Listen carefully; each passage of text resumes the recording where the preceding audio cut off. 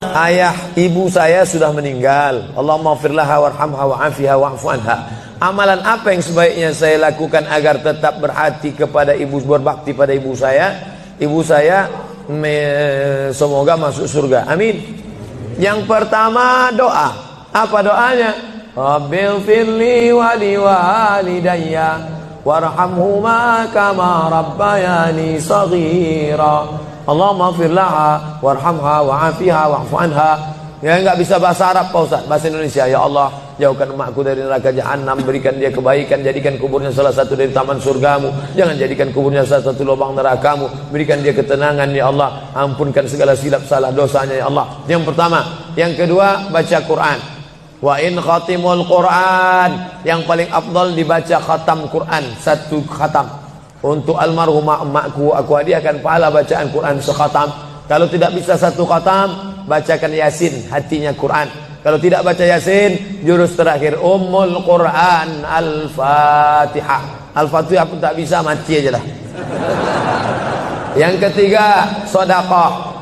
Saat sayang betul dengan emaknya, lalu emaknya meninggal dunia, dia datang melapor kepada Nabi, ya Rasulullah, ummi matat, emakku sudah meninggal dunia, apa atasaddaqu anha, kalau aku bersedekah, apakah sedekahnya sampai ke almarhumah emakku? Kata Nabi, tasaddaq, bersedekahlah. Ayyu sadaqatu afdal, apa sedekah yang paling afdal? Kata Nabi, saqyul ma', memberi air minum. Yang paling afdal adalah memberi air minum. Karena di jazirah Arab susah membuat sumur bor, sedekah air minum. Tapi di Bekasi jangan lagi sedekah air, karena masjid kita sudah diapit 2 danau. Sampai-sampai nama masjid ini pun Masjid Al-Danau, Al-Qalam. Diapit 2 kolam. Nah, oleh sebab itu jangan lagi sedekah air. Sedekah apa? Sedekah AC, sedekah kipas angin, sedekah mikrofon, sedekah kamera, sedekah CCTV. Maka insya Allah mengalir pada almarhumah. Yang pertama doa, yang kedua baca Quran, yang ketiga sedekah, yang keempat kurban. Nanti mau hari raya kurban, ini 1 kambing untuk almarhumah emakku. Yang kelima haji. Kalau dia dulu belum haji, badal hajikan. Yang keenam puasa. Mana tahu dulu ada puasanya tinggal, kita laksanakan puasa. Man mata, siapa yang mati, wa alaihi siyamun, punya utang puasa, shoma anhu waliyuhu, maka ahli warisnya melaksanakan puasa untuknya. Bolehkah di sujud akhir kita berdoa dengan doa yang ada dalam Quran? Aqrabu ma yakunul abdu min rabbih wa huwa sajid. Seorang hamba paling dekat dengan Allah bukan di Makkah. Saya merasa dekat betul dengan Allah ketika di Ka'bah Pak Ustaz. Lalu bagaimana dengan orang miskin yang tak punya duit untuk ke Makkah? Maka orang paling dekat dengan Allah wa huwa sajid, waktu sujud terakhir. Fa'akthiru fihi du'a, perbanyaklah doa di sujud terakhir, tapi jangan bahasa Indonesia. Karena kalau dia ucapkan ya Allah tolong aku, batal salatnya. Pakai bahasa Arab. Kalau enggak bisa bahasa Arab, dalam hati saja. Berapa lama sujud terakhir itu? Sampai Sayyidatuna Aisyah mencubit tangan Nabi dari balik kain. Selesai solat Nabi tanya, Aisyah, kenapa kau cubit tanganku tadi? Kata Aisyah, kusangka kau sudah sakratul maut ya Rasulullah. Saking panjangnya doa Nabi. Sementara kita yang belum ada apa-apanya, yang status belum jelas, cepat betul sujudnya, macam stempel kertas. Kenapa cepat betul sujud? Sujudlah lama. Bagus sujud lama, membantu turunnya darah menyembur dari jantung ke otak. Karena kalau oksigen kurang bisa kena stroke ringan. Sujud lama-lama, bernapas, jangan tahan napas, bernapas. Itu maka karpet jangan bau. Itu maka tak boleh tidur telungkup di masjid. Tidur telungkup ngences pas tempat orang sujud. Bangkit sujud pitam pingsan mak. Nah, ini penting. Lalu kemudian kalau dibaca dalam doa sujud itu ayat Quran boleh? Tak boleh. Karena Quran itu tinggi, sedangkan sujud itu rendah. Tak boleh yang tinggi diletakkan di rendah. Tapi kalau doa boleh. Begitu juga dengan perempuan halangan, tak boleh baca Quran. Tapi kalau ayat Quran itu doa boleh. Contoh, Subhanalladzi sakhkhara lana hadza wa ma kunna lahu muqrinin wa inna ila rabbina lamunqalibun. Itu kan ayat Quran. Tapi ketika dibaca naik kendaraan boleh. Maka kalau ayat Quran bunyinya doa boleh. Mana? Rabbana atina fid dunya hasanah wa fil akhirati hasanah wa qina azabannar. Itu doa, boleh dibaca. Saya seorang kepala rumah tangga, tinggal di rumah milik mertua. Sebagai kepala rumah tangga, apakah saya belum menunaikan kewajiban sebagai suami untuk membeli rumah tinggal buat keluarga? Ada ideal, ada darurat. Idealnya kau punya rumah, karena kewajibanmu hai kepala rumah tangga laki-laki ada 5. Kasih makan, kasih pakaian, kasih tempat tinggal, kasih pendidikan, kasih perhatian. Itulah kewajibanmu sebagai laki-laki. Beri makan, beri pakaian, beri tempat tinggal, beri pendidikan, beri perhatian anak dan istrimu. Tapi kalau kau tidak bisa, maka mertuamu baik, maka tinggallah di sana. Ya tidak apa-apa. Cuman kita tahu bagaimana bersikap sebagai seorang menantu, bagaimana dengan saudara-saudara ipar, bagaimana dengan mertua. Nah ini, kebetulan mertuanya baik. Alhamdulillah, bersyukurlah bapak-bapak yang dapat mertua baik.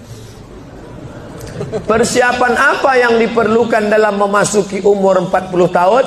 Enggak ada nunggu 40. Karena malaikat datang tak nunggu 40.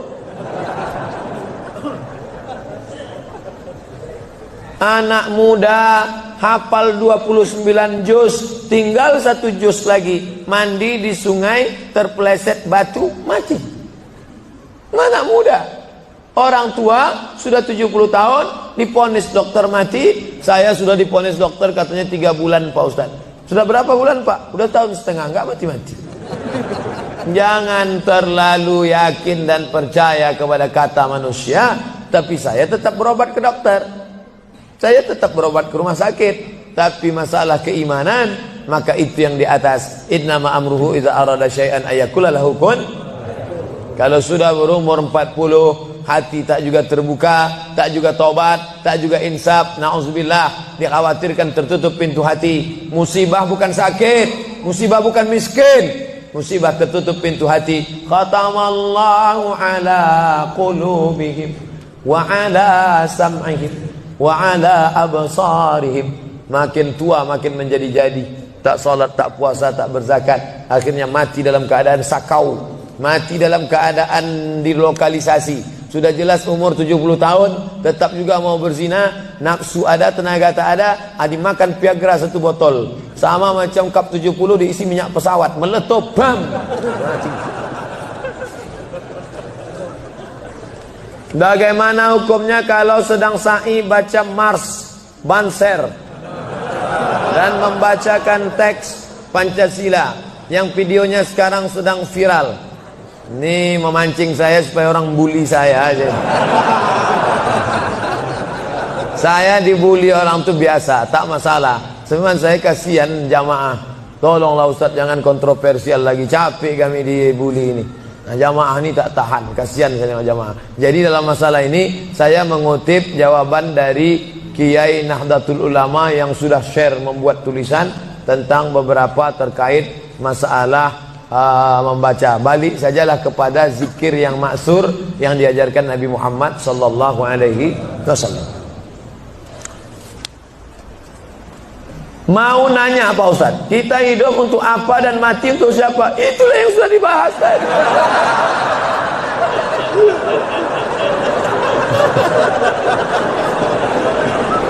Artinya pertanyaan ini dibuat sebelum pengajian tadi. Kakak boleh suuzon. Kertas terakhir. Ada lagi.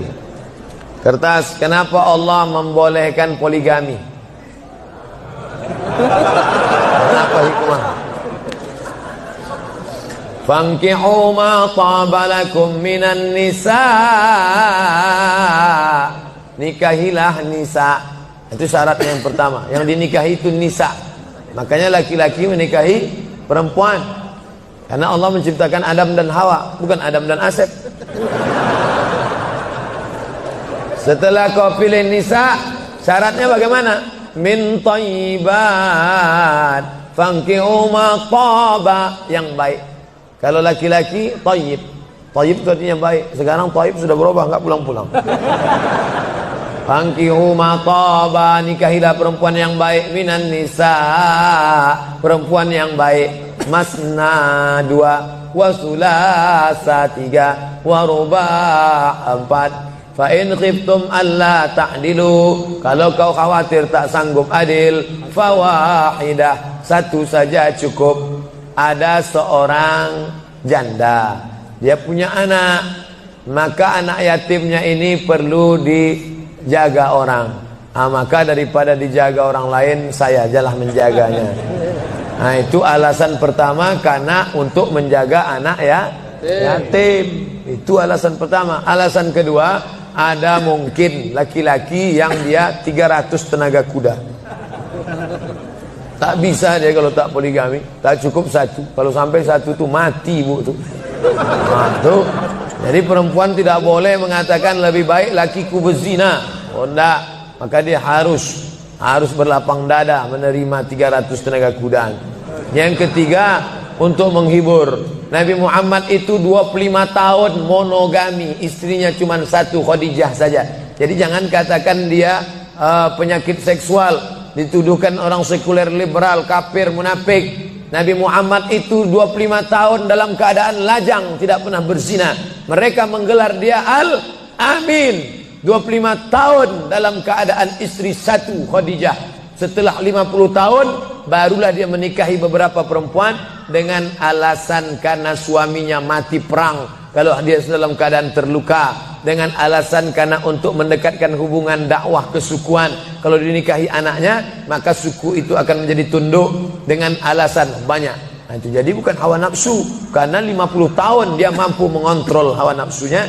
Di akhir hayatnya, ini adalah ujian bagi umat Nabi Muhammad sallallahu alaihi wasallam. Jadi simpelnya, kalau kita naik pesawat, kata pramugari, ada pintu normal sebelah kanan. Ladies and gentlemen, all of our passenger, seluruh penumpang, sebelah kanan pintu naik dan turun. Tapi bila terjadi pesawat meledak, atau masuk jurang, atau meletup, ini emergency door, ini boleh dibuka. Jadi kalau mau buka itu buka.